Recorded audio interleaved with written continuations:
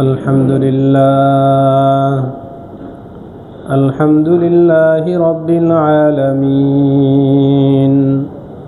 والعاقبة للمتقين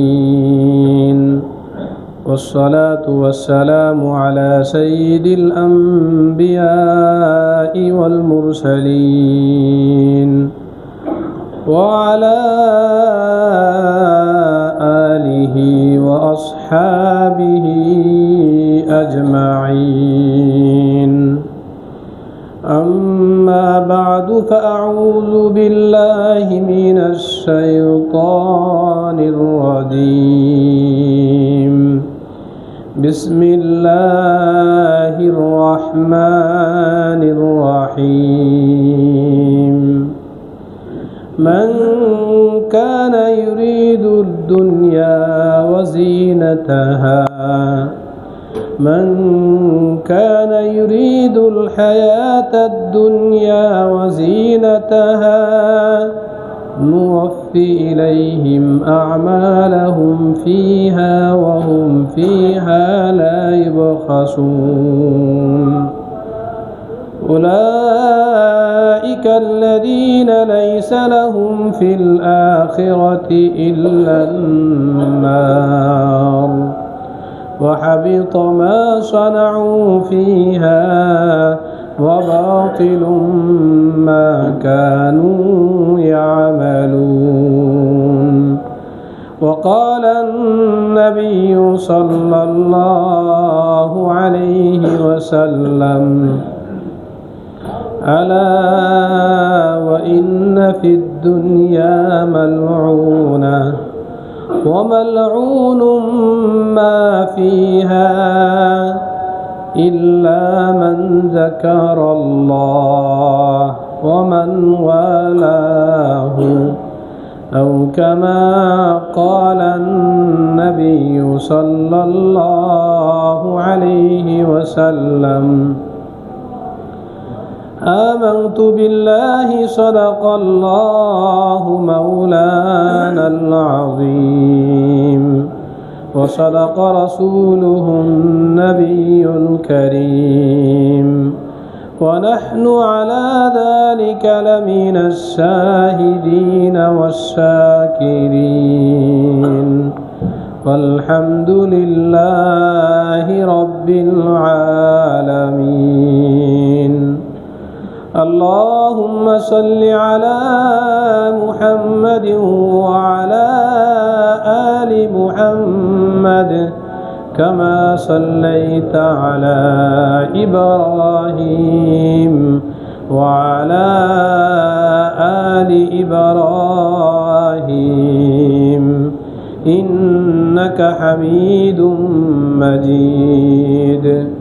اللهم بارك على محمد وعلى آل محمد كما باركت على إبراهيم وعلى آل إبراهيم إنك حميد مجيد.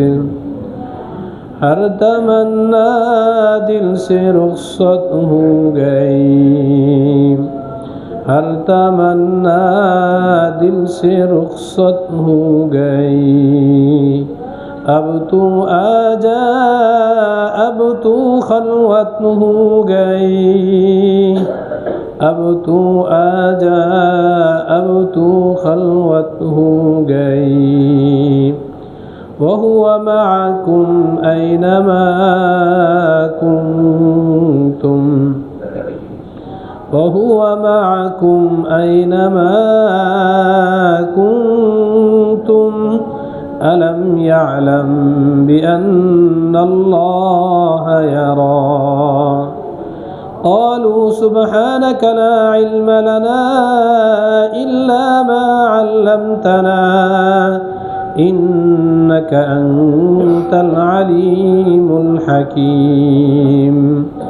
رب اشرح لي صدري ويسر لي أمري واحلل عقدة من لساني يفقه قولي رب زدني علما رب زدني علما رب زدني علما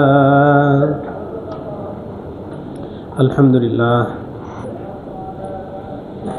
মুআজ্জাজ মুহতারাম সম্মানিত মুসল্লিয়ানি কেরাম, মহান আল্লাহ রাব্বুল আলামিন মেহেরবানি করে দয়া করে আমাদের মতো কয়েকজন ক্ষমার ভিখারি ভিক্ষুককে মাহে রমজানের দ্বিতীয় জুমার নামাজ আদায়ের জন্যে তার পবিত্র ঘর মসজিদে আসার তৌফিক দান করেছেন। আলহামদুলিল্লাহ। আমার ভাইরা, একজন মা তার দিলের মাঝে সন্তানের মহব্বত খোদা প্রদত্ত, আল্লাহ দিয়ে রেখেছেন, যার কারণে মা তার জীবন বাজি রেখে সন্তানদেরকে বাঁচানোর চেষ্টা করেন, হেফাজত করার চেষ্টা করেন, আগলে রাখার চেষ্টা করেন, ঠিক কিনা? একজন সমাজ সেবক, সমাজের দায়িত্ব যে নিয়েছেন, তিনিও চেষ্টা করেন সমাজের মানুষগুলো ভালো থাকুক, নিরাপদে থাকুক, শান্তিতে থাকুক। তার সার্বক্ষণিক বিভিন্ন ব্যস্ততার মাঝে এটাও একটা ব্যস্ততা। ঠিক এই দুনিয়ার নিজাম যেন সুন্দর থাকে, দুনিয়ায় যারা এসেছে, আল্লাহ যাদেরকে পাঠিয়েছেন, তারা যেন সুন্দর থাকে, আল্লাহ রাব্বুল আলামিন সব সময় এটাই চান। আমার বান্দা ভালো থাকুক, সুখে থাকুক, নিরাপদে থাকুক, শান্তিতে থাকুক। জনাব রাসূল করিম সাল্লাল্লাহু আলাইহি ওয়াসাল্লাম হঠাৎ করে একদিন রাতে একজন মানুষ ভয় পাওয়ার পরে যেভাবে ঘুম থেকে ওঠে, এইভাবে ঘুম থেকে উঠে গেলেন। আম্মাজান আয়েশা রাদিয়াল্লাহু আনহার হুজরা মুবারকে ছিলেন। আম্মাজান আয়েশা রাদিয়াল্লাহু আনহা রাসূলের ওইভাবে ঘুম থেকে ওঠা দেখে উনি আটকে গেলেন, না জানি আমার প্রিয় স্বামীর কিছু হয়েছে কিনা। চেহারার ভয়ের ছাপ, চোখে পানি, শরীরে কম্পন। কার? রাসূল সাল্লাল্লাহু আলাইহি ওয়াসাল্লাম। রাসূলের চেহারার ভয়ের ছাপ, চোখে পানি, শরীরে কম্পন, এই অবস্থা দেখে আম্মাজান আয়েশা রাদিয়াল্লাহু আনহা আটকে গেলেন। জিজ্ঞাসা করলেন, হে আমার প্রাণের স্বামী, কি হয়েছে আপনার? রাসূল সাল্লাল্লাহু আলাইহি ওয়াসাল্লাম কোনো জবাব না দিয়ে বললেন, সবাইকে ডাকো, সব স্ত্রীদেরকে ডাকো। আম্মাজান আয়েশা রাদিয়াল্লাহু আনহা একরকম দৌড়ে সব ঘরে গেলেন, সবাইকে ডাকছেন, সবাই উঠো, সবাই উঠো। রাসূল ডেকেছেন, সবাই উঠো। গভীর রাতে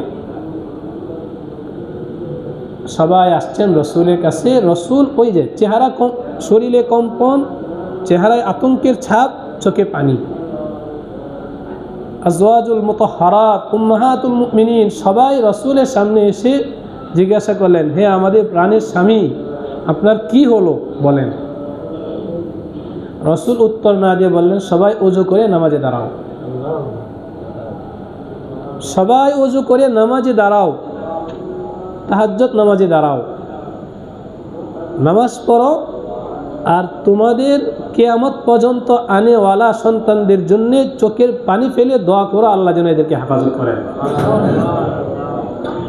আমি আপনি কিয়ামত পর্যন্ত আনেওয়ালা সব উম্মত রাসূলের স্ত্রীদের সন্তান,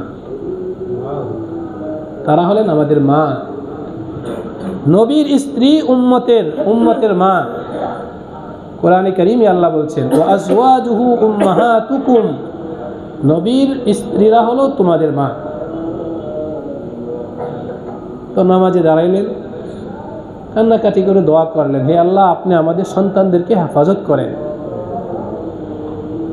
একেবারে সারা রাত কান্নাকাটি করেছেন। এরপরে আম্মাজান আয়েশা রাদিয়াল্লাহু আনহা সহ অন্য স্ত্রীরা জিজ্ঞাসা করছেন, কেন আপনি এই ব্যতিক্রম ধর্মী কাজ করাইলেন আমাদেরকে দিয়ে আজকে? তখন রাসূল বললেন, আজকে রাতে আমি দেখলাম আমার উম্মত অধিকাংশই ধ্বংস হয়ে যাচ্ছে। তবে কাল কিয়ামতের ময়দানে মাওলা পাকের সামনে কাদেরকে নিয়ে দাঁড়াবো, কাদেরকে নিয়ে গর্ব করব, কারা আমার মুখে হাসি ফুটাবে যদি এরা ধ্বংস হয়ে যায়? ওই যে মা যেমন তার সন্তানদের ধ্বংস হতে দেখে আতঙ্কিত হন, জনাব রাসূল করিম সাল্লাল্লাহু আলাইহি ওয়াসাল্লাম ওইভাবে দেখলেন উম্মত ধ্বংস হয়ে যাচ্ছে। এখন এরা তো পিছনে আসবে, এখনো তো আসে নাই। যেমন আমরা এই জামানা, আরো পরে যারা আসবে, পিছনে যারা গেছে, রসুলের জামানায় ছিল না, এরা ধ্বংস হয়ে যাচ্ছে, তো রসুল কিভাবে এদেরকে হেফাজত করবেন? মা তো তার জীবিত অবস্থায় তার সামনে উপস্থিত সন্তানদেরকেই হেফাজত করতে পারার চেষ্টা করতে পারেন, কিন্তু যারা নাই, পরে আসবে, তাদেরকে কিভাবে হেফাজত করবে? তো রাসূল করিম সাল্লাল্লাহু আলাইহি ওয়াসাল্লামের দিলের ভিতরে আসলো, আমি তো এখন শারীরিকভাবে তাদেরকে হেফাজত করতে পারবো না, কিন্তু চোখের পানি তো দিতে পারবো, আল্লাহর কাছে তো দোয়া পেশ করতে পারবো। এই কারণে রাসূল তার স্ত্রীদেরকে নিয়ে তাহাজ্জুদ নামাজে দাঁড়িয়ে নামাজের পরে দোয়া করলেন, হে আল্লাহ, আমার উম্মতকে হেফাজত করেন। এখন বিষয় হলো, কি কারণে উম্মত ধ্বংস হচ্ছে? আর রাসূল যেটা দেখছেন এটা তো সত্যই, বাস্তব সত্য, এটাই হবে। রাসূল দেখছেন আসমানের দরজা খুলে দেওয়া হয়েছে, ওই আসমানের দরজা দিয়ে, অনেক দরজা দিয়ে পর্যাপ্ত পরিমাণ অর্থ সম্পদ এই উম্মতের কাছে আসতেছে। আর ওই অর্থ সম্পদ যেভাবে পারছে নিতেছে আর নিজেদেরকে ধ্বংস করতেছে। এটা উদাহরণ। যদি গ্রামে এই এখন ধান কাটার মৌসুম, যদি খেতে আগুন জ্বালানো হয়, তাহলে পঙ্গপাল ওই আগুন দেখে খুশি হয়, ওই লাফিয়ে লাফিয়ে ওই আগুনের মাঝে কীট পতঙ্গ এসে পরে সে আনন্দ প্রকাশ করে, কি জীবিত থাকে নাকি মারা যায়? আগুনে পড়ে মারা যায়। সে ওই আগুনকে ফুল মনে করে, আগুনকে উল্লাসের বিষয় মনে করে, আগুনকে আনন্দের বিষয় মনে করে, ওই আগুনের মাঝে পড়ে আর মরে যায়।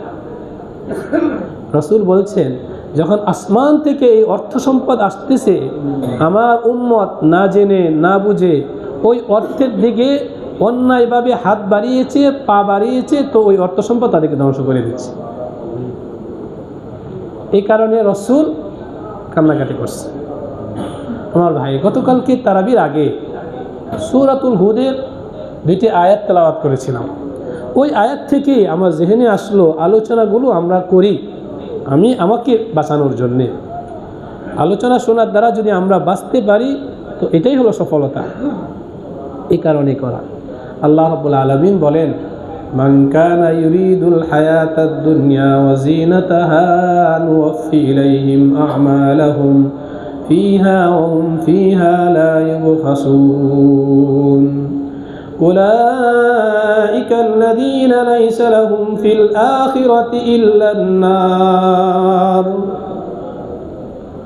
وحبط ما صنعوا فيها وباطل ما كانوا يعملون আল্লাহ রাব্বুল আলামিন বলেন, যারা দুনিয়া চায়, দুনিয়া দ্বারা উদ্দেশ্য হলো টাকা পয়সা, পদ পদবী, ক্ষমতা, প্রশংসা। যারা দুনিয়া চায় এবং দুনিয়ার শোভা সৌন্দর্য চায়, শোভা সৌন্দর্যের যারা উদ্দেশ্য হলো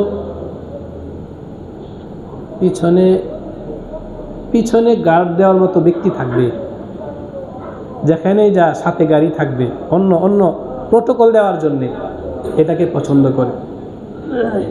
শোভা সৌন্দর্য চায়, হাতের ইশারায় 10 জন মানুষ উপস্থিত, মুখের কথা বললেই শত শত মানুষ উপস্থিত, এটা যারা চায়, দিলের ভিতরে ভালো লাগা কাজ করে, দিলের ভিতরে ভালো লাগা কাজ করে। মান কানা ইউরিদুল হায়াতাদ দুনিয়া, যারা দুনিয়া চায়, দুনিয়ার টাকা পয়সা চায়, পদ পদবি চায়, প্রশংসা চায়, শোভা সৌন্দর্য চায়, নুওয়াফি ইলাইহিম আমালাহুম, আমি ওই চাওয়ার কারণে তারা যে মেহনত করে ওই মেহনতের প্রতিফল আমি দিয়ে দিই। ওয়াহুম লা ইউবখাসুন, কোনো ত্রুটি করি না, কমতি করি না, কমতি করি না। মুহতারাম দোস্ত, দুনিয়া চাওয়া নিষেধ নয়, গতকালকে আলোচনা আসছিল। দুনিয়া চাওয়া নিষেধ নয়, কিন্তু শুধুমাত্র দুনিয়া চাওয়া যাবে না, শুধুমাত্র দুনিয়া চাওয়া যাবে না। দুনিয়ার সাথে টাকা পয়সা আছে, অসুবিধা নাই, শুধু টাকা পয়সাই থাকলো, আল্লাহর হুকুম নেই, এটা যেন না হয়। পদ পদবি আছে, অসুবিধা নাই, থাকতে পারে, অসুবিধা নাই, কিন্তু আল্লাহর হুকুমও যেন থাকে। তুমি মাতবর, তোমার আল্লাহর হুকুম তোমার উপর নেই, আল্লাহর হুকুম থাকবে টাকা পয়সার সাথে, পদ পদবীর সাথে আল্লাহর হুকুম থাকবে, দুনিয়া শোভা সৌন্দর্যের সাথে আল্লাহর হুকুম থাকবে। আল্লাহর হুকুমকে বাদ দিয়ে যে দুনিয়া উপার্জন করা হবে ওটা দুনিয়াই, ওইটা আল্লাহর কাছে পৌঁছবে না, এটা আল্লাহর কাছে যাবে না। যারা দুনিয়া চায়, দুনিয়ার পদ পদবি চায়, আল্লাহ বলেন আমি তাদেরকে দুনিয়া দিই, পদ পদবি দিয়ে দিই। মান কানা ইউরিদু, অন্য আয়াতে আল্লাহ বলেন মান কানা ইউরিদুল আজিলাতা আজ্জালনা লাহু ফিহা মা নাশাউ লিমান নুরিদু থুম্মা জাআলনা লাহু জাহান্নাম ইয়াসলাহা মাযমুমান মাদহুরা। গত জুমায় রুমাল থেকে ৮,২৫০, দান বাক্স থেকে ১,৫৯৫, মোট ৯,৮৪৫ টাকা অর্জন হয়েছে। আলহামদুলিল্লাহ। যারা দান করেছেন আল্লাহ রাব্বুল আলামিন সকলের দানকে কবুল করে নেন। আমার ভাই, আলোচনায় আসবে, আজকের বিষয়বস্তুতে আলোচনা প্রাসঙ্গিকতায় আসবে। আমি আগেই বলছি, মেহরবানি করে আল্লাহর ঘর মসজিদে দান করার চেষ্টা করি। কারা দুনিয়া চায়, কারা দুনিয়া চায় না, এর কিছু আলামত আছে, নিদর্শন আছে। ওই নিদর্শনের মাঝে আছে দুনিয়া ব্যয় করতে, খরচ করতে যাদের হাত কুণ্ঠাবোধ হয় না, এদের দুনিয়া চাওয়া নয়, এটা দুনিয়া চাওয়া নয়।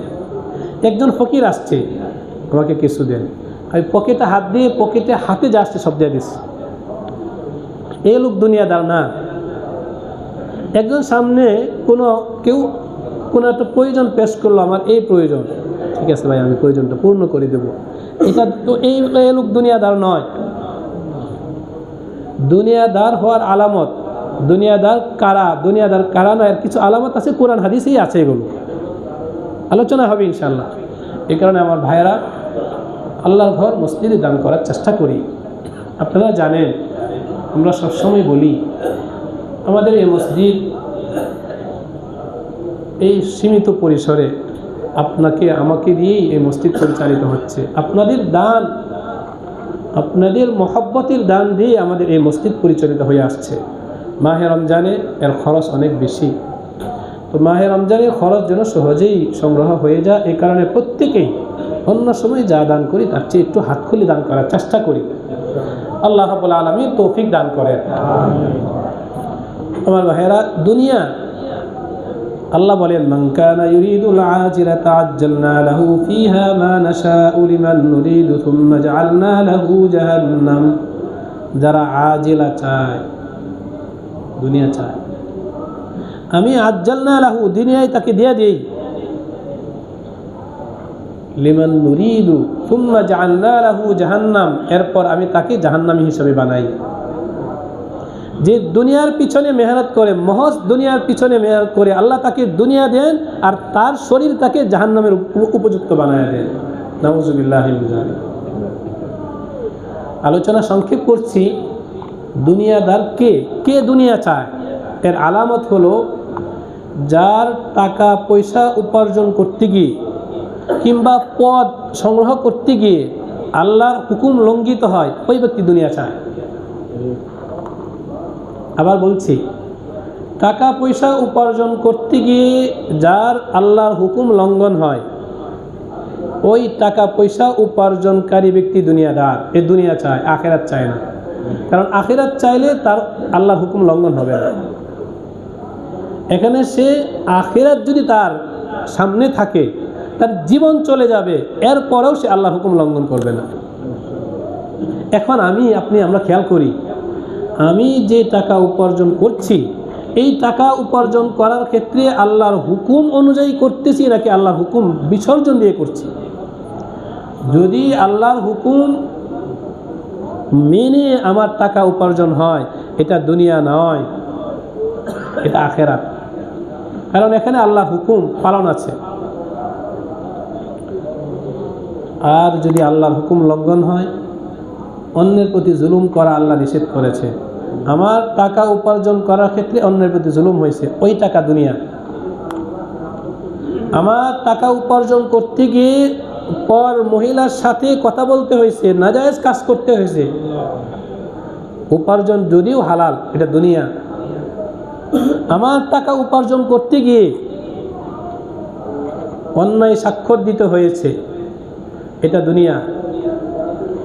এরকম যদি অধিকাংশ 50-50 যদি আমরা চিন্তা করি, টাকা উপার্জন করতে গিয়ে আমার 60% নাজায়েজ হয়, আল্লাহর হুকুম লঙ্ঘন হয়, তাহলে এটা দুনিয়া।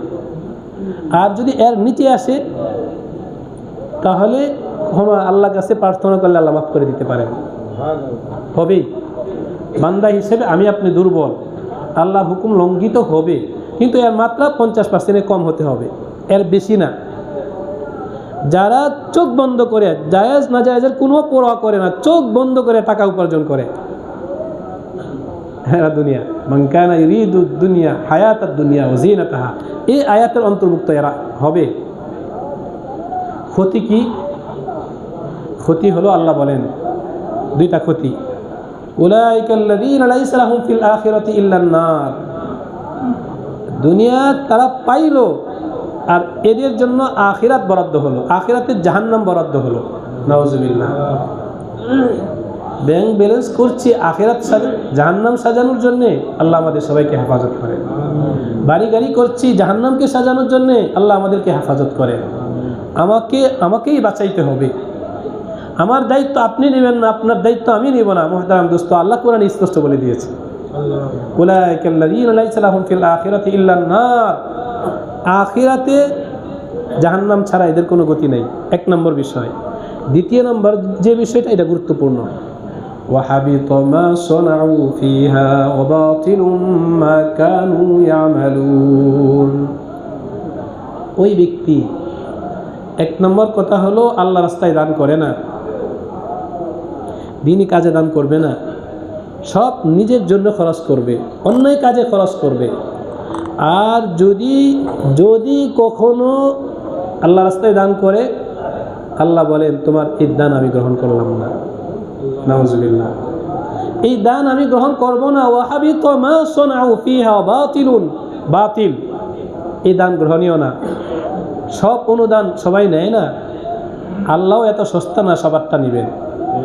যাদের উপার্জন 50%-এর বেশি আল্লাহর হুকুম লঙ্ঘন করে হয়েছে, এরা যদি দ্বীনি কাজে খরচ করে, সেই খুশি, আমি আল্লাহর ঘর মসজিদে দিয়েছি, আমি কল্যাণমূলক কাজে দিয়েছি, তার আত্মপ্রশান্তি, খুশি দুনিয়া মানুষকে বলে বেড়া। কিন্তু আল্লাহ কোরআনে বলে দিচ্ছেন, ওয়াহাবিতা, তোমার এই আমল নষ্ট হয়ে গেছে, এই আমল গ্রহণীয় হয়নি, হবে না।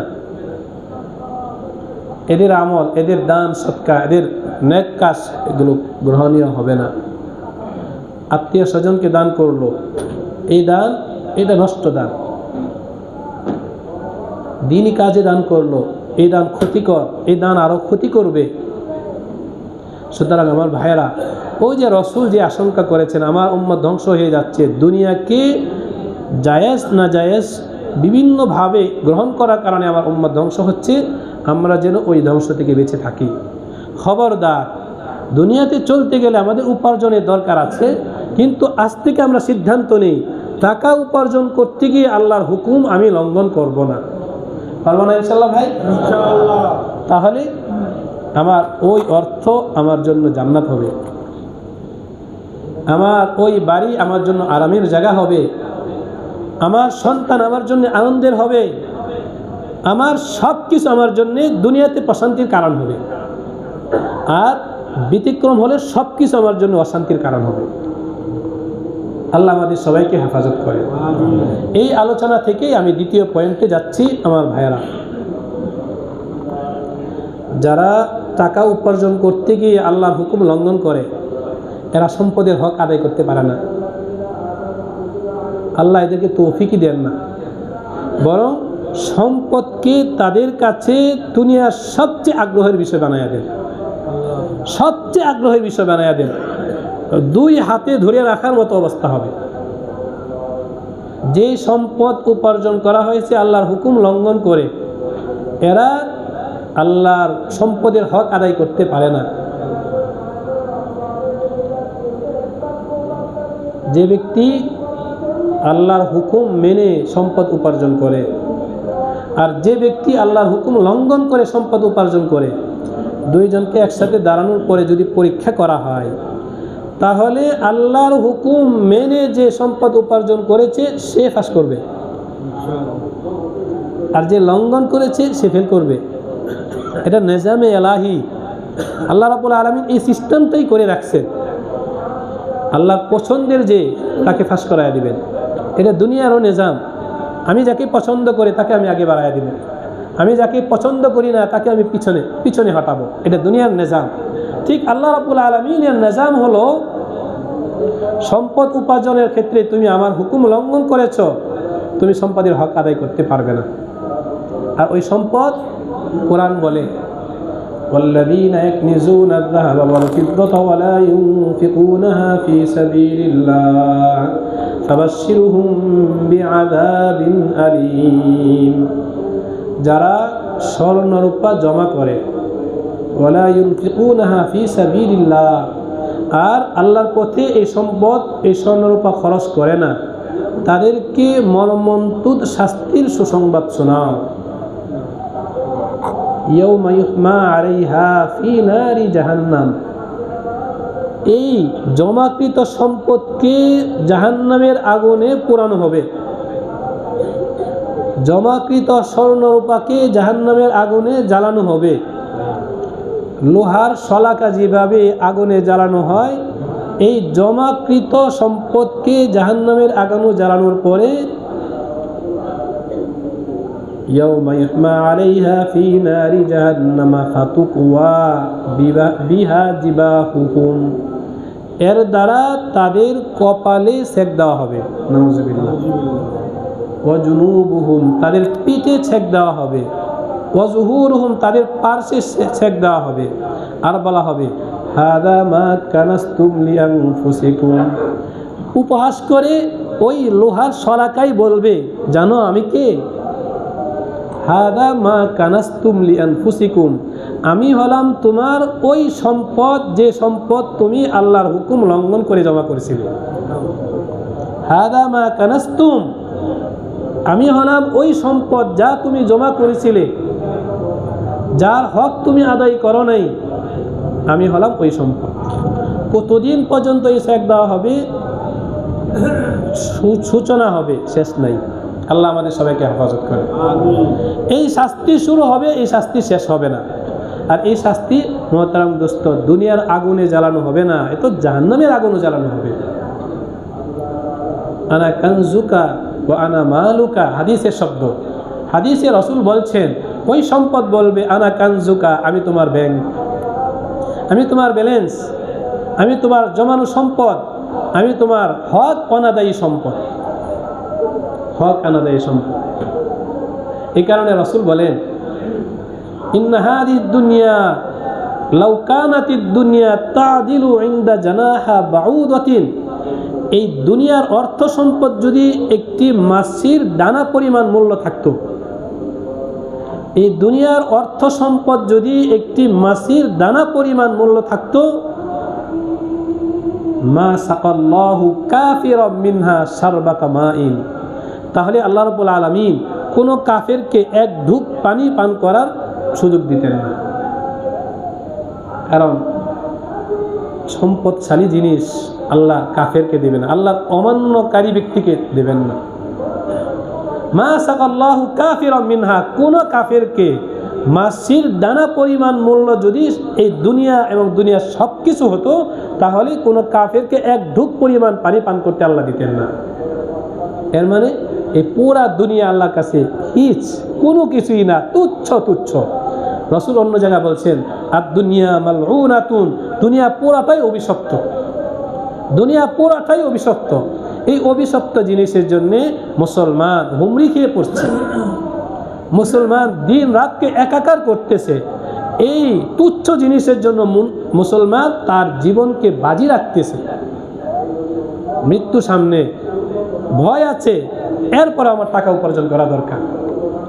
শেষ নিঃশ্বাস বের হওয়ার আগ পর্যন্ত এর পিছনেই দৌড়তেছে, এর পিছনেই দৌড়তেছে।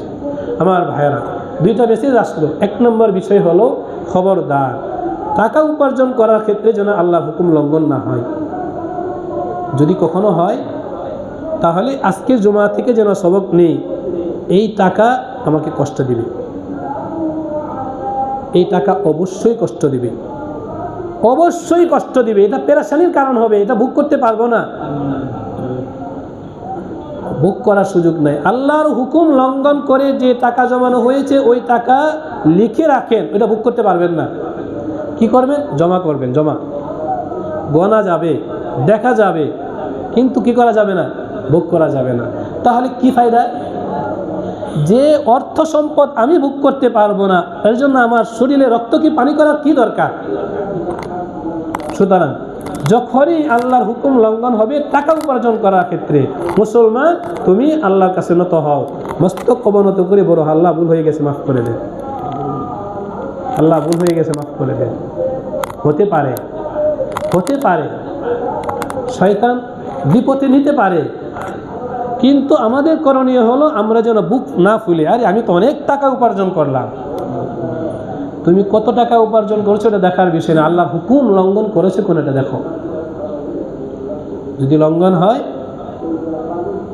জোহরের নামাজ হুজুর পড়তে পারি না, অফিসে নামাজের সিস্টেম নাই, আছে না? আমার কথা হলো, কতদিন চেষ্টা করেছেন আপনি পড়ার জন্যে? কতদিন চেষ্টা করেছেন? একদিন, 2 দিন, 3 দিন চেষ্টা করেন, পরে চাকরি ছাড়েন। যে অফিসে নামাজ পড়ার অনুমতি নাই, ওই চাকরি আমার দরকার নাই, কারণ ওই টাকা আমার শান্তি আনবে না, অশান্তি আনবে। ওই টাকা আমার সন্তান ভোগ করবে, আল্লাহ আমাদের সবাইকে হেফাজত করেন। ওই সন্তান নাফরমান হবে, ওই সন্তান আমার কষ্টের কারণ হবে, স্ত্রী ভোগ করবে, ওই স্ত্রী অবাধ্য হবে, স্ত্রী নাজায়েজ কাজ করবে। সুতরাং মেহনত করি, আমাদের মেহনতের জায়গাগুলো এগুলো মুহতারাম দোস্ত। হতে পারে পরিবেশ এমন আছে, আমরা যেন মেহনত করি, এমন যেন না হয় মেহনতই ছেড়ে দিলাম। ওই স্লোগানে দুনিয়া চলতে হলে টাকা পয়সা তো লাগবেই, ওই স্লোগানে আমরা যেন এটা না করি। 1 নম্বর বিষয়, দুনিয়া উপার্জন করার ক্ষেত্রে যদি নাজায়েজ কিছু হয়, নাজায়েজ তরিকায় যদি হয়, তাহলে আল্লাহর কাছে নত হয়ে কান্নাকাটি করে চোখের পানি ফেলি, ইনশাআল্লাহ আল্লাহ এটাকে হেফাজত করবে। 2 নম্বর বিষয়, আমার ভাইয়েরা, দুনিয়া বেশি বেশি দেওয়ার চেষ্টা করি। 1 নম্বর হলো সম্পদের হক আদায় করেন, বিশেষ করে রমজান মাস, এই মাসে আমরা যাকাত আদায় করে থাকি। সব ভাই পরিপূর্ণ হিসাব করে পুরা যাকাত আদায় করার চেষ্টা করি, তাহলে সম্পদ সুরক্ষিত হবে, সম্পদ পবিত্র হবে। এখানে কোনো টালবাহানা চলবে না। যাকাত আসছে 1 লাখ টাকা, যাকাত দেয় 10,000 টাকা, আরে অন্য কেউ দেখলো না, আল্লাহ তো জানেন। আপনার সম্পদ পবিত্র হলো না, 1 লাখ টাকা যাকাত আসলো, 1 লাখ টাকায় দেন, হিসাব করে দেন। আল্লাহকে ধোঁকা দেওয়া যায় না, এই জায়গায় লুকোচুরি করা যায় না, পুরা টাকায় যাকাত দেন, তাহলে বাকি টাকা পবিত্র হবে। মনে করেন না 1 লাখ টাকা, এত টাকা আমি দিয়ে দিব, আরে কাটটা দিতেছেন, আল্লাহটাই তো দেওয়া হচ্ছে। যে টাকা আল্লাহ দিয়েছেন সেটাই তো আমি দিচ্ছি, তাহলে কেন আমি এটা হিসাব করব 1 লাখ টাকা 2 লাখ টাকা আমার যাকাত দিতে হচ্ছে? আরে দোস্ত, আমার আল্লাহ বলেন আল্লাহু ইয়াকবিদু ওয়া ইয়াবসুতু ওয়া ইলাইহি তুরজাউন। এই 2 লাখ টাকা দেওয়া হলো, আমরা যুগ বিগত মনে করতেছি কমছে না, আরও টাকা বাড়তেছে। অবশ্যই বাড়বে, অবশ্যই বাড়বে। কোরআন সত্য বলে, হাদিস সত্য বলে, অবশ্যই বাড়বে। সুতরাং আমার ভাইয়েরা, সংক্ষিপ্তভাবে আমি বললাম, যারা যাকাত দিব পরিপূর্ণ হিসাব করে আমরা যেন যাকাত দেই। যাকাত দেওয়ার ক্ষেত্রে কোনো টালবাহানা যেন না করি। 90,000 টাকা দিলাম, 10,000 টাকা দিলাম না, 10,000 টাকার কারণে আমার টাকার বেবরকত কিন্তু রয়েই গেল, কষ্ট হোক, এরপরও পুরাটাই দিই। বিশেষ করে রমজান মাসে আমরা যাকাতের হিসাব করি, এই মেসেজ আপনাদের সামনে দিলাম। যদি আপনি হিসাব করতে পারেন তো আলহামদুলিল্লাহ, যদি হিসাব করতে না পারেন, যারা পারে তাদের কাছে যান, ভাই আমার সম্পদের হিসাবটা করে কত টাকা যাকাত আসবে আপনি বের করে দেন। এমন টিম আছে, এমন জামাত আছে, ইনশাল্লাহ বের করে দিন। পুরাটাই দেন, হাসি বনে দেন, খুশি বনে দেন, আল্লাহ আপনাকে খুশি বনে দেবেন। আল্লাহ রাব্বুল আলামিন আমাদেরকে তৌফিক দান করেন। যাকাতের ক্ষেত্রে আমাদের নূরুল উলুম মাদ্রাসা আছে, প্রতি বছর আপনারা এই জায়গায় দিয়ে থাকেন। এখানে লিল্লাহ ফান্ড আছে, এই জায়গায় দেওয়ার চেষ্টা করবেন। নিজেদের আত্মীয় স্বজন যারা আছে তাদেরকেও দেওয়ার চেষ্টা করবেন। আল্লাহ রাব্বুল আলামিন আমাদের সকলকে এই সম্পদের অশুভ করাল গ্রাস থেকে বাঁচার তৌফিক দান করেন। সম্পদের কারণে আল্লাহ যেন আমাদেরকে ধ্বংস না করেন, সবাইকে হেফাজত করেন। হালাল পন্থায় আল্লাহ সন্তুষ্টির পথে সম্পদ উপার্জন করার তৌফিক দান করেন। আমিন ওয়া আখিরু দাওয়ানা আলহামদুলিল্লাহি রাব্বিল আলামিন।